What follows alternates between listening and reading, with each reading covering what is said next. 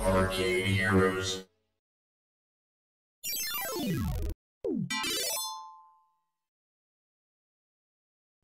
Greetings everyone, this is Adam with ArcadeHeroes.com talking about some more NBA Superstars. If you hadn't seen it already, there is a post published to ArcadeHeroes.com which gets into a lot more detail as to what this game entails. It has the trailer, which I discussed on a video yesterday.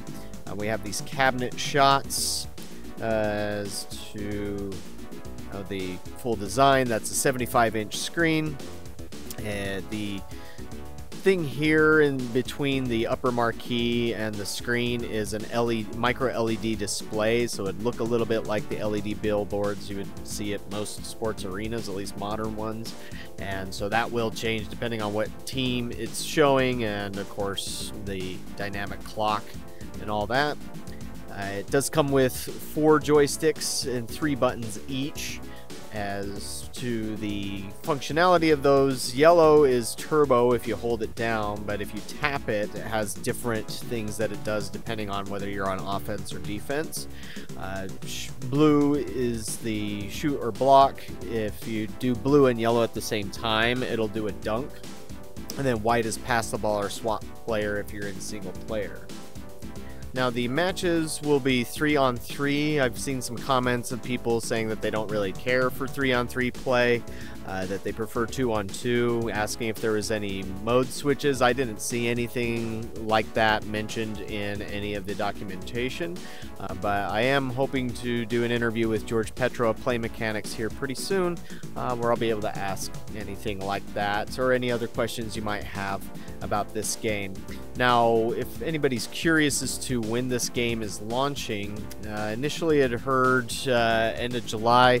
Today's I talked with a distributor, got some pricing, and it looks like very late July might be, like last week of July might be where in some locations get it, but most likely August is kind of the time that they're aiming at. As far as price, since that's been up in the air, as I mentioned, I was assuming it was going to be close to Minecraft, which was around 14,000. This one, it's sounding like, now this number may vary depending on who your distributor is, so this is not locked in, but it's in the realm of 15,000. Now, as an arcade operator, that does make me a little sad. I wish it was more in the realm of the Teenage Mutant Ninja Turtles price, where that was around, I think, 7,500 when I paid for that, and so this is twice that. Now, would I take the NBA Superstars and the Teenage Mutant Ninja Turtles cabinet? Yeah, sure, especially if it was like pretty much the same price, like half the price.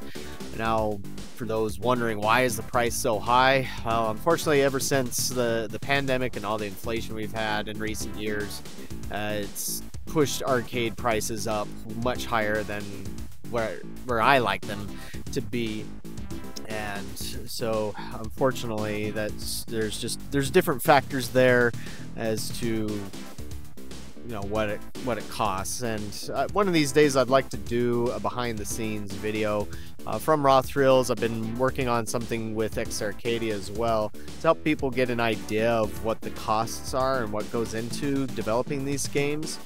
You just can't, it's impossible to produce a game like this at $1,000 or $60, as some people keep claiming is what it should be, the same as game consoles. And it's just, you do not understand the economics of what goes on behind the scenes if you're saying that one of these games should cost $10 to $60.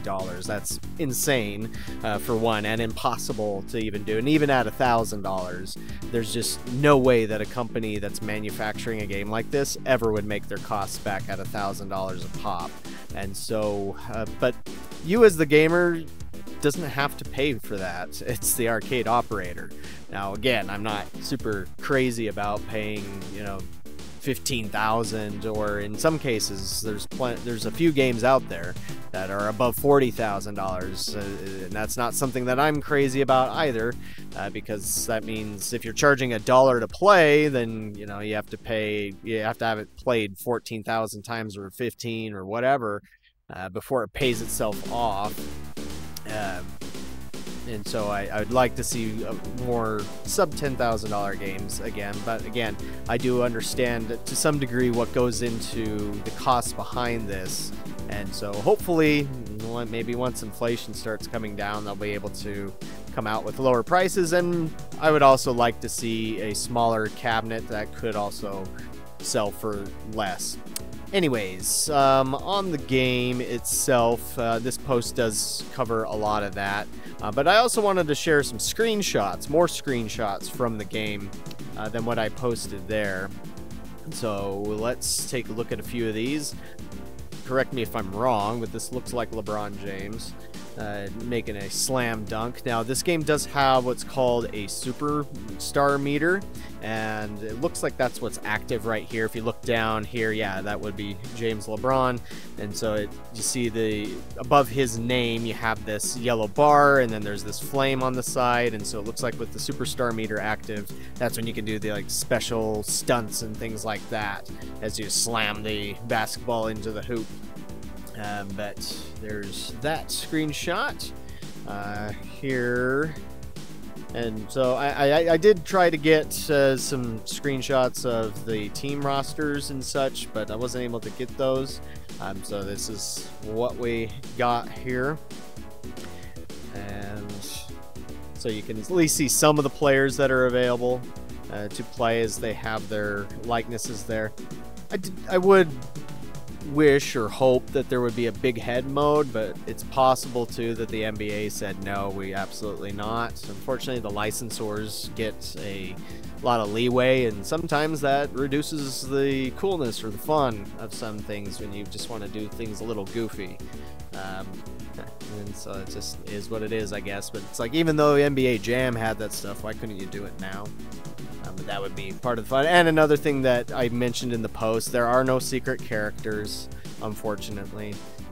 There is a system for tracking your stats, but there isn't like the initials and birth date that you can put in like an NBA Jam to, put in all these different combinations and try and find something like, say, Bill Clinton or whatever. Of course, these days it'd probably be like President Biden or President Trump or something like that, a little more contemporary. But we're not getting any of that, unfortunately. And here's another slam dunk. I'm not sure which player that is making the slam dunk. Maybe Gordon there, or Murray, perhaps. I'm not really into basketball, so I don't know all these names, like full names and all that stuff. But and here's another one. Yeah, at least they have the stands somewhat filled. I'm guessing they don't have them completely packed, just maybe to ensure the frame rate, or maybe make it look like a realistic thing. Only if you were doing the playoffs, maybe would the stands be completely full. But then we have the view from the top down on doing a slam dunk, I assume with the superstar meter being used. But yeah, that covers the screenshots and some additional information on NBA Superstars. Oh, sorry, there was this extra one here. I mean, the jump height certainly is a lot higher than what I think you can do in real life. Not sure that you can have anybody actually jumping way above where the hoop is. As you can also see from the textures on the sides, it has Play Mechanics, Raw Thrills, logos spiced in throughout there. So that's a nice little touch. Guess I should see what it would take to get an Arcade Heroes logo in one of these games one of these days. That would be nice. But again, so that covers some additional information on NBA Superstars. Had a lot of comments on the other video that I did. Let me know what you're thinking about this one, what you hope to see. I'm seeing some good, some negative. One thing that I would also suggest, say if you're coming at this with a negative look, is give it a chance at least. Don't write it off before you even play it, and then see what you feel about it from there. But yeah, would I be getting one? Well, at that price, I would have to trade something in and then still probably get a loan. to be able to get that, and that's where I would like to see a smaller version sooner rather than later. Oh yeah, I've seen a lot of people asking about ports. Well, I mean, there is, I won't say that it's not possible, just because in recent times Cruis'n Blast and Teenage Mutant Ninja Turtles did get ports. However, I didn't hear anything about this from Raw Thrills. It's just, I get the sense that they weren't super strong sellers. I mean, granted, Teenage Mutant Ninja Turtles still has only been out for a few weeks, so there's still, plenty of time for that to rack up sales. But, I remember Eugene Jarvis saying that on Cruis'n Blast, that if it sold well enough, they would probably offer more features and DLC, and that never happened. And so that just, again, is my general impression, but I don't have any hard evidence as to how well it sold. So could that happen for this? Yes, but at the same time, it could be a no. Because with the licensing on the NBA and the NBPA, there are already home publishers, I think it's 2K, that has the rights for home console releases in that regard. And so sometimes the licensing can make something very difficult to launch for the rest of the industry to enjoy. And so while I could say, yes, there's a possibility, I could also say, it might not happen. I mean, if it does happen, though, fortunately, Raw Thrills has the sense for us operators and for their own sales to not kill them off like they did back in the day. Like back in the 80s, you would sometimes have ports coming out almost the same week as an arcade game was released. And that hurts our business. I mean, put yourself in an operator's shoes. Would you want to spend $15,000 on a game that immediately launches to console or does within a year or 2 years? I mean, there's no way you would make your money back, because that is one guarantee, is that console ports do kill arcade sales. I mean, yes, there still will be some money made at the arcade from it there, but as one example, I have an original NBA Jam board, and it makes practically nothing, like $5 a week if I put it out there. And of course, it's on Arcade1Up and whatnot. And then Teenage Mutant Ninja Turtles, I mean, it still does okay, but it hasn't done really great, particularly after the port came. And even Cruis'n Blast, which has some arcade controls on it that you don't get at home on the Switch, I've seen that diminish on its sales ever since the console port came out, when Maximum Tune, which is sitting right here, which does not have a console port, has been outperforming it consistently for a very long time. So, yeah, that's, but as a gamer, I totally get why you'd want arcade ports. It's just, again, they aren't drivers for console sales like they used to be back in the 80s. And so keeping that mentality that every arcade game needs to be ported to home just for a port's sake, it doesn't really hold water. It doesn't really benefit the developer of this very much either, especially if the game's a flop. They're still going to have to sell a certain number of units to help make up for the development costs of the console side. But I'm not saying no arcade ports. I'm just saying I can understand why they don't often happen anymore, is because they're not really profitable. And, if you want to push a arcade manufacturer to do ports and then it bankrupts them, then what? In fact, it was, if you look this up, Jumbo Safari's port to the Wii almost bankrupts Sega.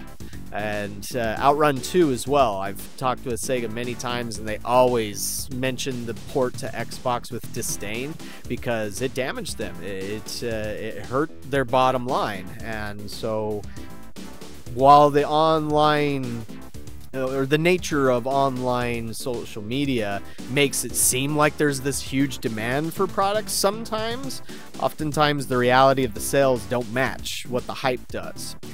But at least either way, whether this gets a port or not, for the next little while, I would say a few years for sure, you're only going to find this one in arcade, so I would call it an arcade exclusive. But let me know what you think about it in the comments below, and we'll catch you on the next video.